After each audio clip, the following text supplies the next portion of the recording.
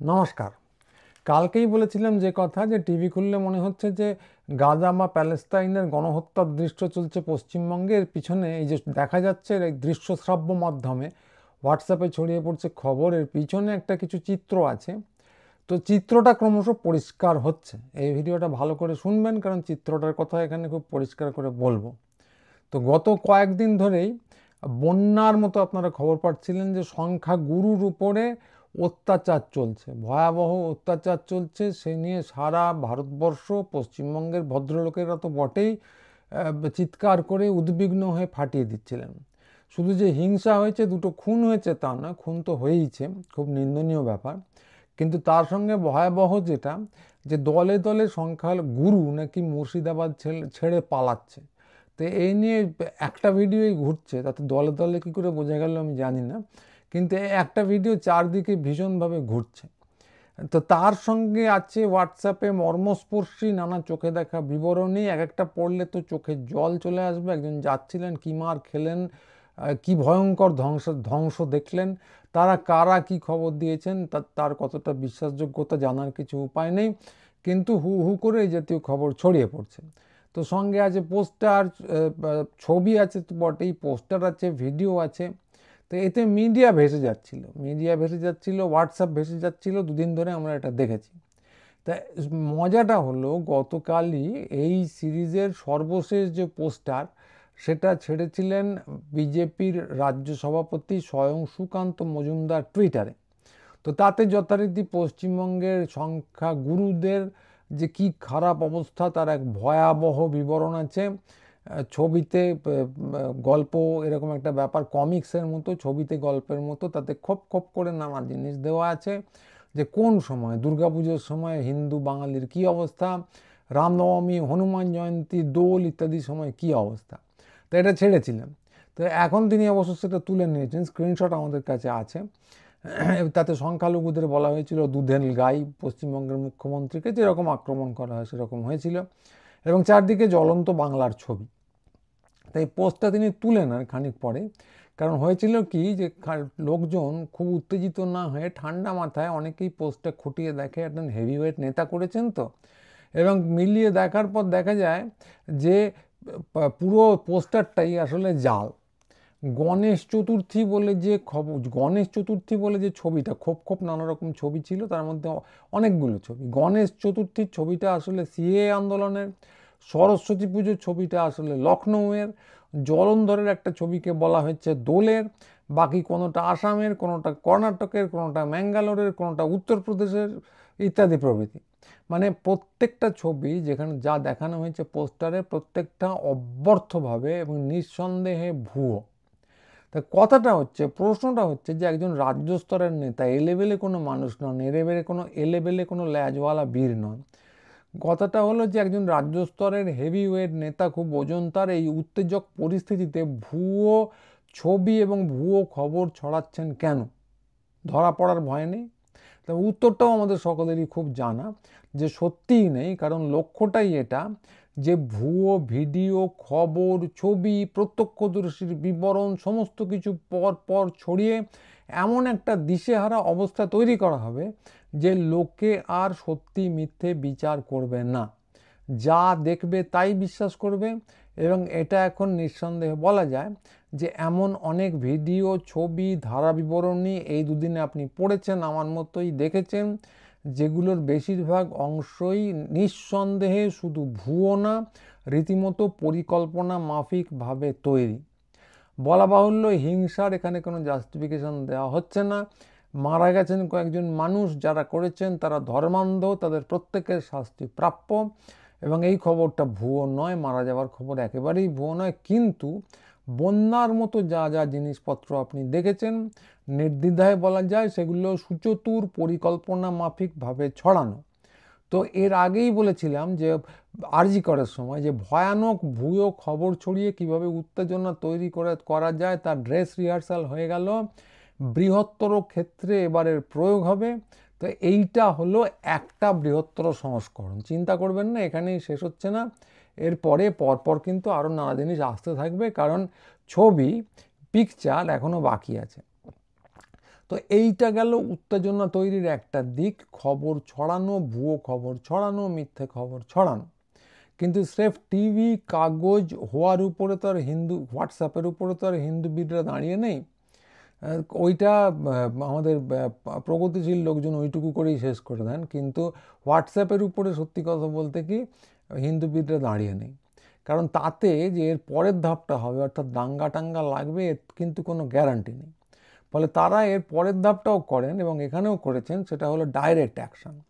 এখানে আপনারা নিশ্চয়ই জানেন যে ওই কাণ্ডে, মুর্শিদাবাদ কাণ্ডে দুজন হিন্দু বীর ধরা পড়েছে, এবং তারা কেন ধরা পড়েছে, তারা করেটা কি, সেটা ওই খবর বিশদে না পড়লেও আমাদের এমনিতে জানতে বাকি নেই।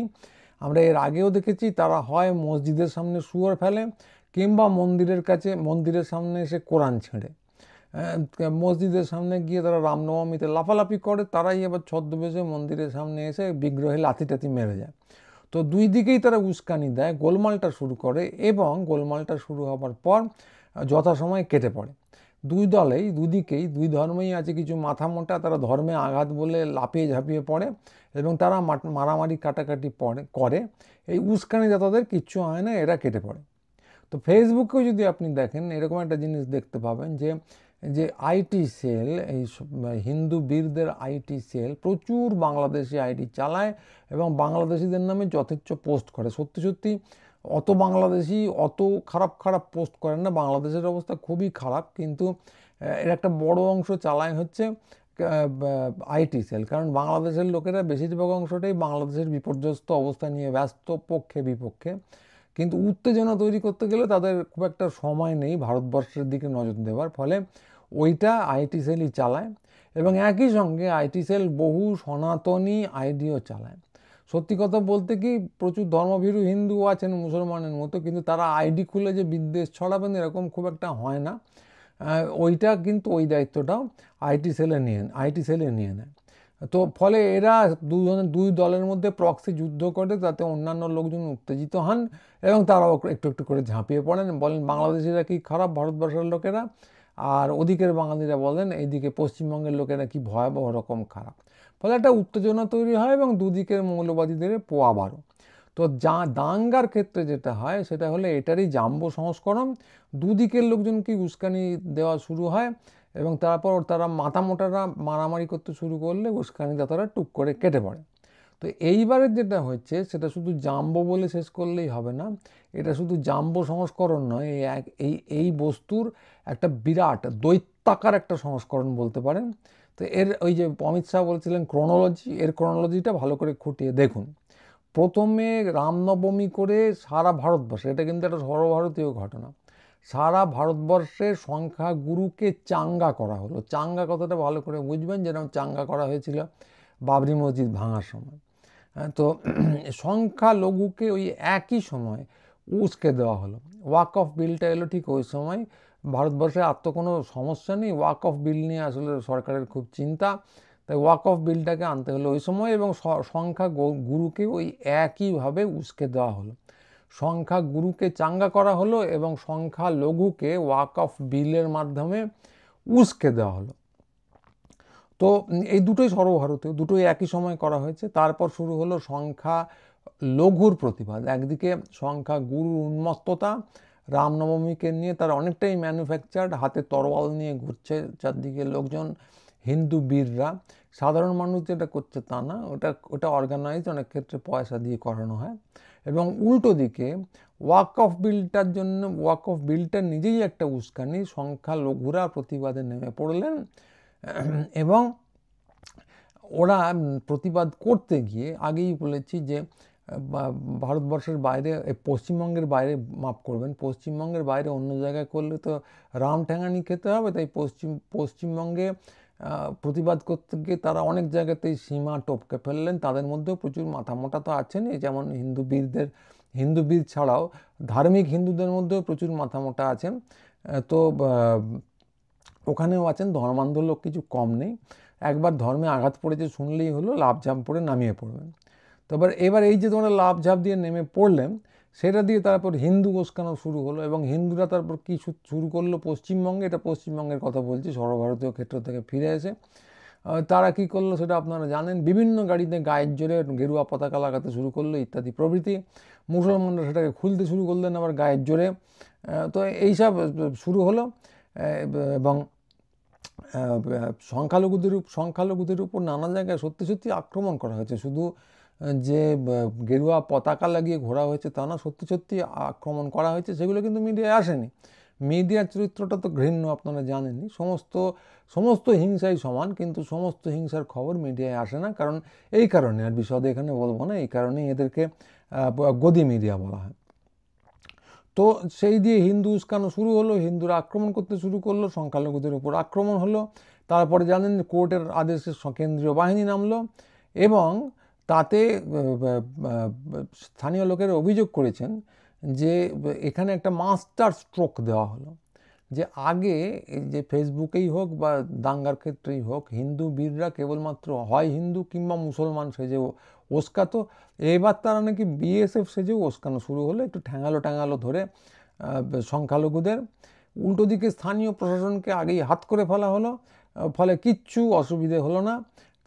মুসলমানদের ওস্কানো হলো, সংখ্যালঘুরা এমনিতেই ফুটছিল, তাতে রাগ আরও বাড়লো। এবং আগেই বলেছি, সংখ্যাগুরুদের মতো সংখ্যালঘুদের মধ্যেও যথেষ্ট মাথা মোটা লোক আছে যারা ঠিক চক্রান্তকারী না, কিন্তু হিংসা করার জন্য যথেষ্ট। একবার চেকে গেলে হামলা ফামলা করে ফেলে। তো তারা হামলা টামলা করলো। কিন্তু এইটা তো সাধারণ ঘটনা। এইখানে এই ঘটনাটা অনেক বড় কেন? কারণ এখানে আরেকটা অভিযোগ আসছে যে শুধু সম্ভাবনার উপরেই যে ব্যাপারটা ছেড়ে দেওয়া হয়েছিল তা কিন্তু নয়। সংখ্যালঘুদের মধ্যেও বস্তুত গোলমাল পাকানো লোক নাকি ঢোকানো হয়েছিল। তো তারা সকলেই মুসলমানদের ট্র্যাডিশনাল পোশাক পরেছিলেন, টুপি দাড়ি ইত্যাদি আছে। অত টুপি পরা দাড়িওয়ালা লোক কোথা থেকে আসবে? অনেকেই কিন্তু প্রত্যক্ষদর্শীরা যারা ওখানে আছেন তারা বলছেন যে ওই সমস্ত লোকেদের তারা চেনেন না। তো একটা অভিযোগ শোনা যাচ্ছে যে এটা নিয়ে নাকি এটা ডিল হয়েছে কার সঙ্গে? না এপারের বিগ বসের সঙ্গে সীমানার ওপারের বড় উপদেষ্টা। ডিলটা কি? বাংলাদেশি বিপ্লবীদের সঙ্গে। বাংলাদেশের বিপ্লবীদের আপনারা জানেন ধর্মান্ধ, তারা গোলমাল পাকানোর সুযোগ পেলে কিছুতেই ছেড়ে দেবে না। তো তারা ওখান থেকে এসে এখানে কিছু গোলমাল পাকানোর ভূমিকা পালন করে গেছে। এটা নাকি ডিলের অংশ। তো এটা অভিযোগই, সত্যি মিথ্যে জানা নেই। কদিন বাদে তিস্তা নিয়ে নাকি উপদেষ্টা সাহেব নিজেদের জয় ঘোষণা করবেন, তার বিনিময়ে এইটুকু হয়েছে। তাতে এতে দুই দিকেই লাভ। এদিকেও হিন্দু বীররা আনন্দ পেলেন, একটু হামলা টামলাও হলো, তারা মিডিয়ায় চিৎকার করার একটা সুযোগ পেলেন। ওদিকে ওরা তিস্তা পেলেন, ওরাও হামলা করে এলেন, ওনাদেরও আনন্দ। তো এরা কিন্তু মানুষের কথা ভাবে না, কে মরল কে বাঁচলো, হিন্দু না মুসলমান, সংখ্যাগুরু না সংখ্যালঘু, এইসব এরা ভাবে না। এদের শুধু রাজনৈতিক ফায়দা হলেই হলো, এরা শুধু এইটুকু নিয়েই ব্যস্ত। তো এর মধ্যে সবকটা অবশ্য একদম নিখুঁত করে বলা যাচ্ছে না যে হয়েইছে। কিছু কিছু অংশ সত্যি, যে যা বললাম এতক্ষণ ধরে, কিছু কিছু অংশ অবশ্যই চোখে দেখা, যেমন ভুয়ো খবর, তার একটা উদাহরণ দিলাম, সেটা তো চোখে দেখাই। আরও এক একটা আছে, আলাদা করে আর বলছি না। মিডিয়ার যে নির্লজ্জ ভূমিকা, উস্কানি, সেটা অনেক দিন ধরেই খুব প্রকট, সেটা এখানেও পরিষ্কার দেখতে পাওয়া গেল। তো এই জিনিসগুলো একদম পরিষ্কার চোখে দেখা যাচ্ছে। বাকি যেটা বললাম তার মধ্যে কিছু দুয়ে চার, যেমন পুলিশের মধ্যে যে বীরদের ক্রমশ প্রসার লাভ হচ্ছে, এটা তো খানিকটা দুয়ে চার করে দেখাই যায়। ওই জেলার পুলিশের মাথারা কোন দিকে সে খবর টবর তো বেরোচ্ছে, এইসব থেকে বলা। আর কিছু কিছু স্রেফ অভিযোগ, যে বাংলাদেশ থেকে সত্যিই লোক এসেছিল কিনা সেটা জানার কোনো উপায় এই মুহূর্তে নেই। তিস্তা চুক্তি যদি সত্যি হয়, আদৌ হয়, তাতে কে লাভবান হলেন সেটা দেখে হয়তো খানিকটা আন্দাজ করা যেতে পারে, কিন্তু এক্ষুনি বলার উপায় নেই।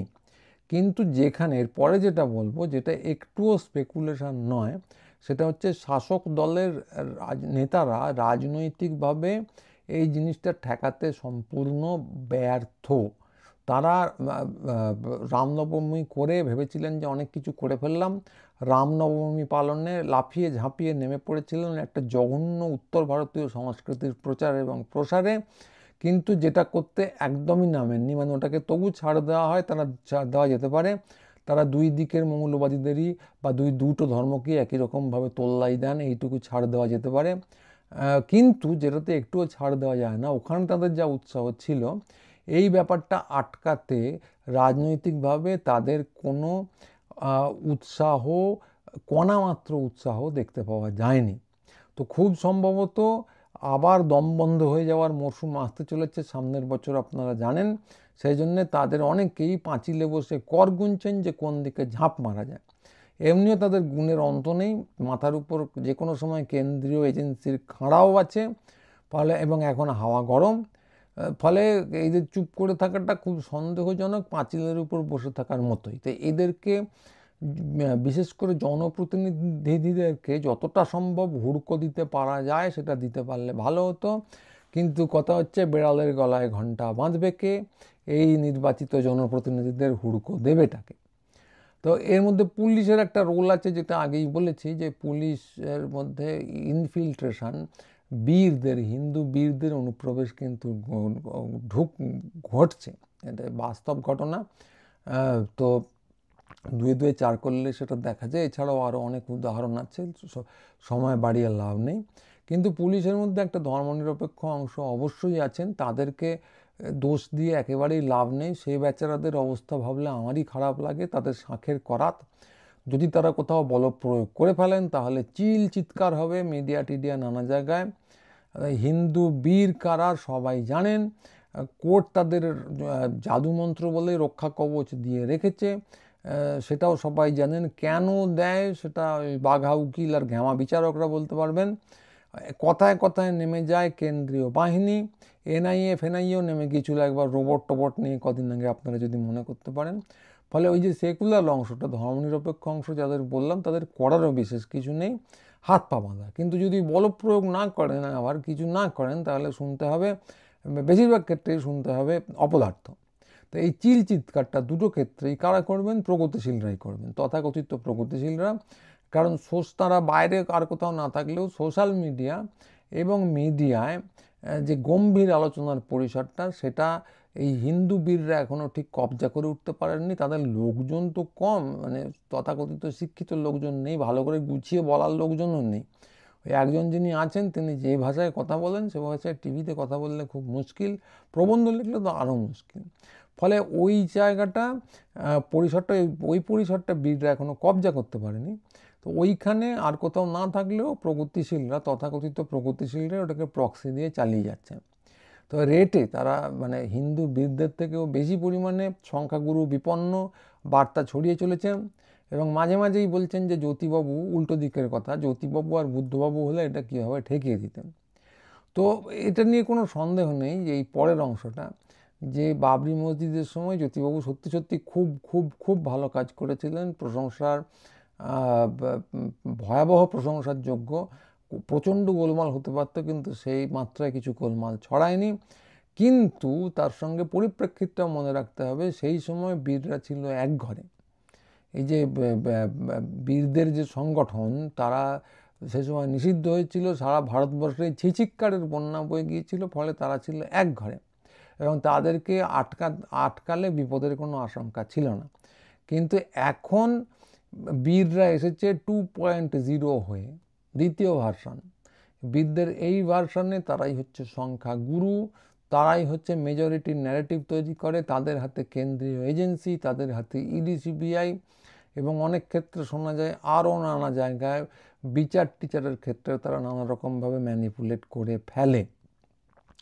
তো এইখানে যদি বামফ্রন্টের কথা, বামেদের কথা বলেন, তো ত্রিপুরায় এই লড়াইটা তারা লড়তে পারেননি, খুব দুর্ভাগ্যজনক, কিন্তু তারা হেরেছেন।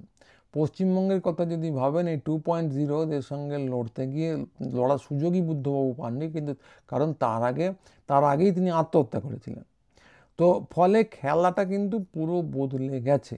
এটা ওই 20-30 বছর আগের বীররা নেই, এখন তারা আগ্রাসী, সেটাকে আপনারা একনায়কতান্ত্রিক বলতে পারেন, নিও ফ্যাসিবাদী বলতে পারেন, ফ্যাসিবাদী বলতে পারেন, যা খুশি যে নামেই ডাকুন, গোলাপকে যে নামেই ডাকুন, যেমন সে গন্ধ ছড়ায়, পদ্মকে যে নামেই ডাকুন, তো সে এখন একনায়কতন্ত্রের দিকে এগোচ্ছে এবং সে ভীষণ আগ্রাসী, সে 2.0। তো এখন বিন্ধ্য পর্বতের উত্তর দিকে পুরোটাই কিন্তু গেরুয়া, বাকি আছে একটাই ভূখণ্ড, সেটা আমাদের বাংলা। ফলে এটা একটা বিরাট খেলা, সর্বভারতীয় খেলা, বাংলাটা তার কিন্তু বুড়ে মাত্র। এই খেলাটা বুঝুন যারা প্রগতিশীল আছেন, যারা সত্যি সত্যি বীরদের রাজত্ব চান না, এই খেলাটা অনুগ্রহ করে বুঝুন। চূড়ান্ত হতাশ লাগলে চুপ করে থাকুন, কিন্তু দয়া করে প্রত্যক্ষ বা পরোক্ষভাবে বীরদের বার্তা ছড়াবেন না, বাণী ছড়াবেন না। ভুয়ো খবর সম্পর্কে সচেতন হন, এটাই কিন্তু একমাত্র রাস্তা। ভুয়ো খবর, প্ররোচনা এবং উস্কানি, এগুলো যেই দিক, হোয়াটসঅ্যাপের দিক, টিভিতে দিক, মিডিয়ায় দিক, সামনাসামনি দিক, এগুলো থেকে সচেতন না হতে পারলে কিন্তু বিপর্যয় আসন্ন।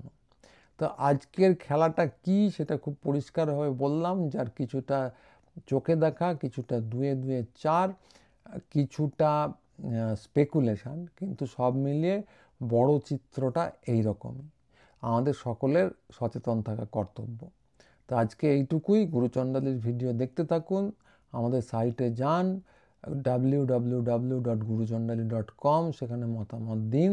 আমাদের ইউটিউব অবশ্যই সাবস্ক্রাইব করুন, এই ভিডিওগুলোকে ছড়িয়ে পড়তে সাহায্য করুন। আজকের মতো এইটুকুই। আজকের মতো নমস্কার।